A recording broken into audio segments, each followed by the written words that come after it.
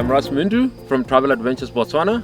I'm introducing you to the key elements of the driver training. One is the correct use of a high lift jack. 2 is the recovering the vehicle from sand. 3, recovering the vehicle from mud. And number 4 is the correct procedure of water crossing. Hi, I'm from Travel Adventures. I will be the instructor for your driver training today. We're going to focus on water crossing and driving in thick sand. So we're going to take through steps of crossing water. And what we'll do is, the first thing when you drive through water, you need to be sure of the depth, but we do discourage you driving through water. But if it comes to instance where you need to do it, and this is how we're going to do it. First, I will walk it. Just going to walk you to the river, and we'll find the safest place to cross.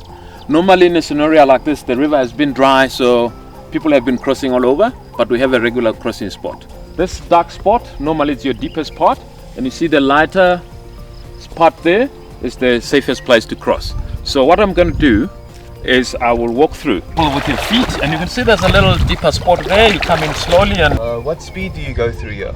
Keep at first gear, low range, and keep the high revs, because then you're pushing the bar wave in front of you. Important thing now is for you to walk the crossing, to check the depth, and then what I will do, I will tell Dee to drive, but she needs to drive all the way up to the other bank, to the sock. You see this is the deepest part. You don't want to be there. You see the area with the white sand, and it's got a reasonably deep here, but it's not deep. But we're gonna check it out now. But also you need to be walking with, stepping with your feet to check.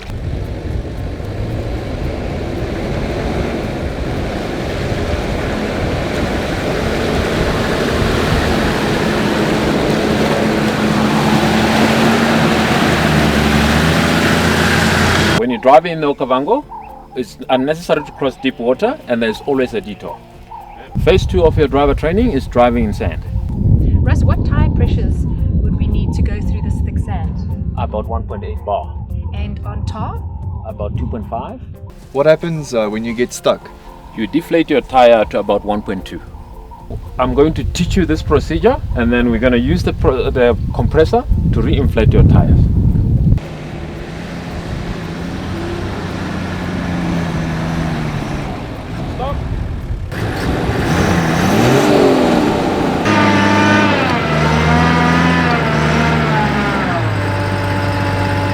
Switch off the car, we assess the situation. So Johan, what mistake have we made here? I didn't straighten my wheel, and I didn't deflate my tires to 1.2 bar.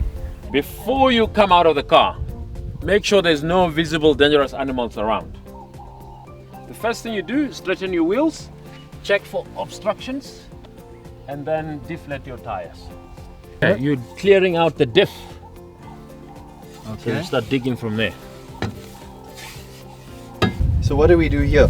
We clear the obstruction in front of the wheel and behind the wheel. So how deep do I go? Smooth exit and smooth entrance. Alright, what you're trying to achieve here is to try not to dig a hole. Smooth exit and smooth entrance.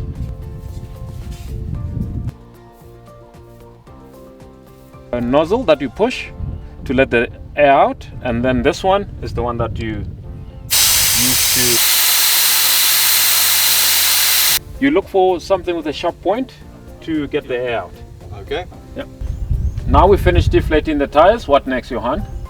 Straighten wheels, low range, and reverse. But why do we reverse? It's just reverse is your strongest gear, and also there was no obstruction before you came to a standstill. Okay.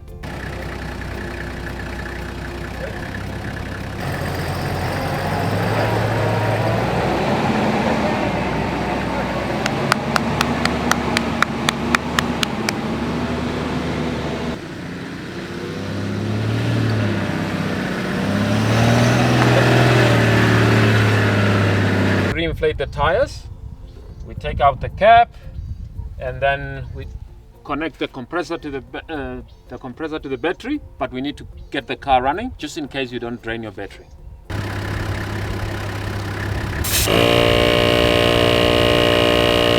So Russ, why don't you use Land Rovers? Because they spend more time on jacks than on the road.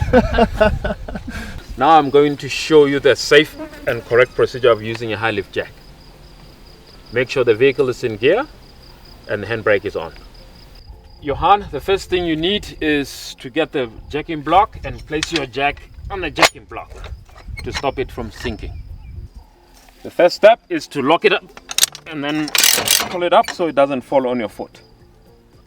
Step 2, locate properly on the jacking point and upright as much as possible. Do not use your finger in the jacking mechanism, use a screwdriver. The high lift mechanism do get stuck. We're going to start jacking, and then when you finish jacking, make sure the handle is in upright position.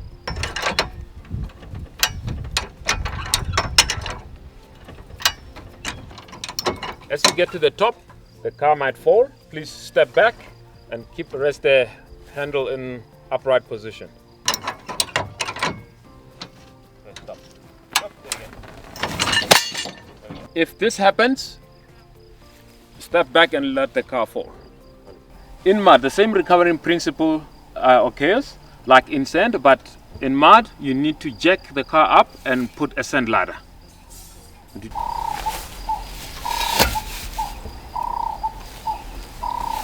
When releasing the jack, you need to use your foot to drop the mechanism.